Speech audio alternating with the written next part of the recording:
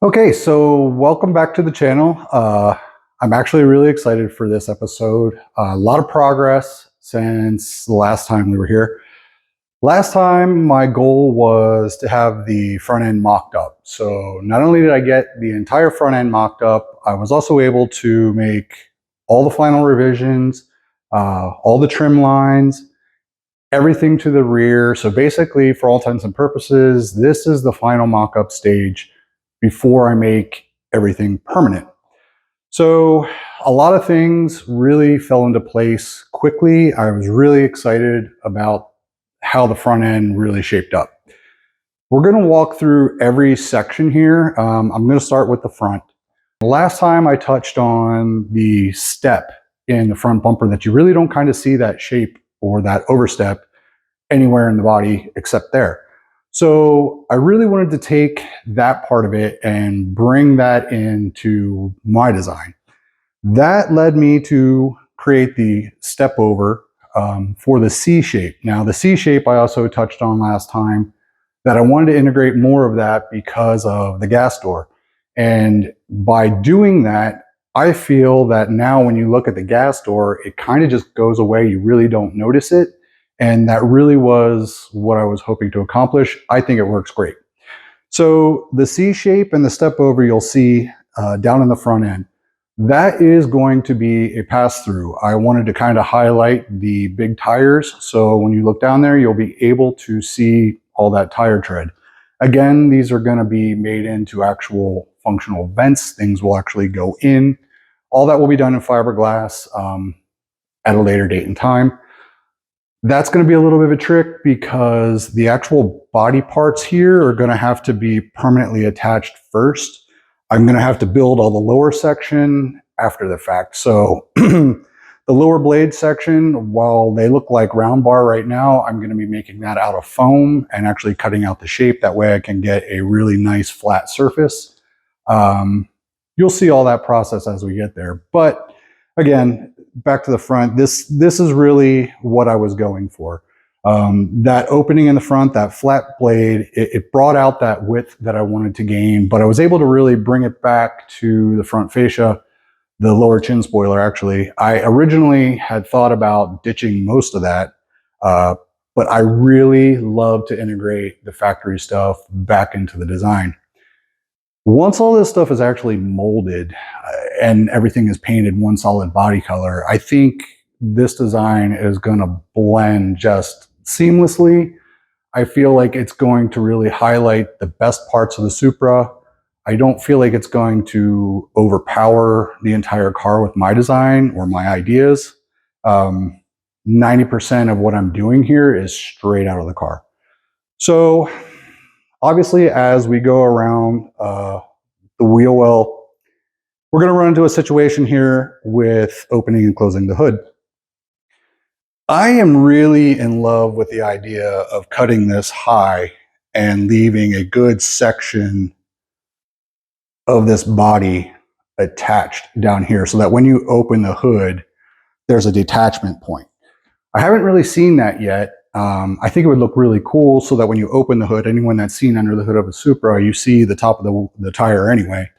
To have all that exposed, but yet part of the body still, on the outside of the tire, I really think that's going to be a cool feature. I'm going to shoot to do that.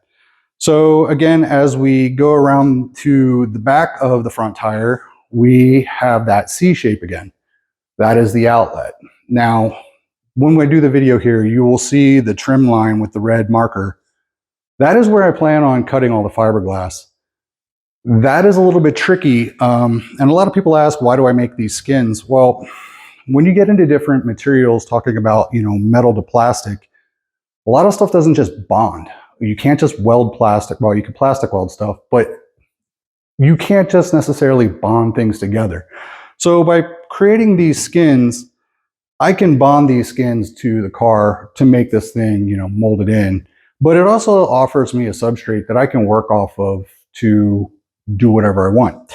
So when I get into these areas that maybe I have to go over plastic, it'll allow me to build up that plastic area and blend it. And once it's actually, sanded and painted, you won't know the difference between what was factory and what I've actually created. So although it seems like a lot of extra work, this is just how I build stuff. It's how I know how to do it. This is the way I've been doing it for most of my life.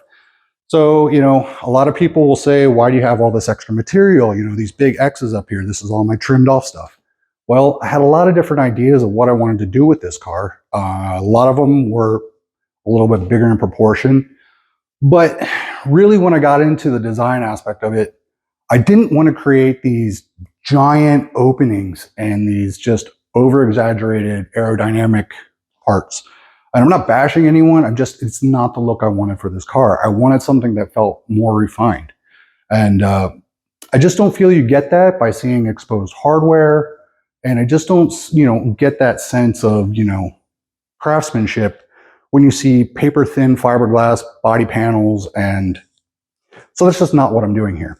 Anyway, so we're going to leave the side skirt basically open. I love that look. It really plays with the dimensions and proportions of width. So we're getting about 3.5 inches up here. And that's pretty good, but it looks a lot more exaggerated when you don't have an additional panel on the side skirt. Now, when you have a much more substantial rear, that gets even more exaggerated. So it's a little bit of an optical illusion that I'm going with. I did that on my last build. That's one of my things that I really like to do, is just play with people's eyes and misdirection with the, proportions and body lines. That's kind of what I did with the rear end. Now, originally, I wanted to get more of an arch to kind of mimic the door. I've touched on that before. I'm not a big fan of that fake vent in the door. I like the actual swoop to the door, but the fake vent inside just really, I think it's corny, and I wish Toyota really wouldn't have done that. I can get into the door. I just won't. There's a point in time where, you kind of got to draw the line. That's getting into the interior of the car.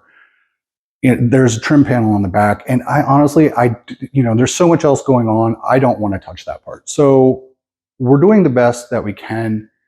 And when I thought about things, that kind of led me to the reverse swoop. And then I kind of fell in love with it anyway, so it worked out great. I had to make a slight revision, and you'll see in the video that I had to add that C shape, again, that I have down here, to get that uniform look that I really am a stickler on that. If I see an opening in one spot, it's got to be pretty much uniformly everywhere.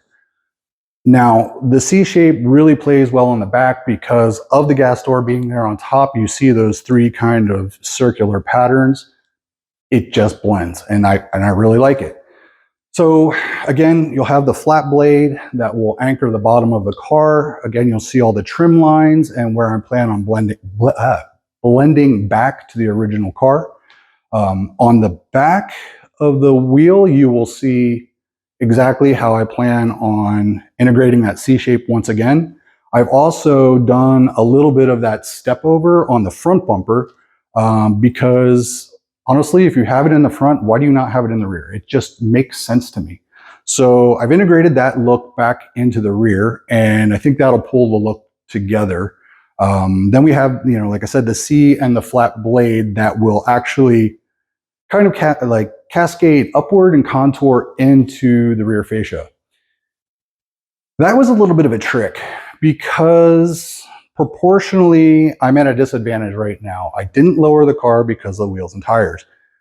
I love the stance on it right now, and there's no reason to lower this car. It's already low, and it drives amazing right now. So the only part that I'm disappointed with is on the rear fascia. It's just sitting high. But the way that I have blended the ending of my wheel well allows me to kind of go into that plastic and then build from the center down and out towards the rear of the car. That will give me the proportion and the depth in the rear that I need to really get the stance of this car back to a really kind of a slightly raked forward look, without it looking like it's sitting on, like a 4x4. So that's kind of the plan for the rear. That's pretty much where I'm at right now. I'm excited to get moving on to making this permanent shapes and structures. Once we get there, things will start moving along a lot quicker. That will, go into the foam and then the final layer of fiberglass. When I get to that point, we'll have to make some decisions about the spoiler. Now that I'm looking at this car, I really love how, I hate to say fat, but it feels fat in the best possible way. Knowing that the material thickness on this car is going to be, not paper thin, it's going to be pretty substantial. It's going to have this presence that I don't know that a giant spoiler is going to be necessary. So I'm kind of leaning right now of running no spoiler whatsoever, maybe doing something a little bit different with the hood, but we don't know yet. And that's part of the beauty of doing custom like this. I go into these, builds and I have a general direction. And a lot of people ask me, why don't you do renderings and drawings? And it's like, well, I don't get married to ideas. When people see sketches, they fall in love with an idea. And the minute you have to deviate away from that because, hey, it just doesn't quite work out, mechanically, or we don't have enough space, or, maybe the proportion's a little bit different from the drawing to the finished product, people get upset. And so I've just found an experience, it's much easier to deal with people, and show them a three-dimensional, project like this where they can actually see it, touch it, feel it, make changes. And so this is how I am developing everything. So that's pretty much it for today. And I hope you've enjoyed this. Please stick around because we've got a little bit of a walk around so you can try and get the depth and dimension of this car. If you like what you see, let me know. Other than that, we'll catch you next time. Thanks.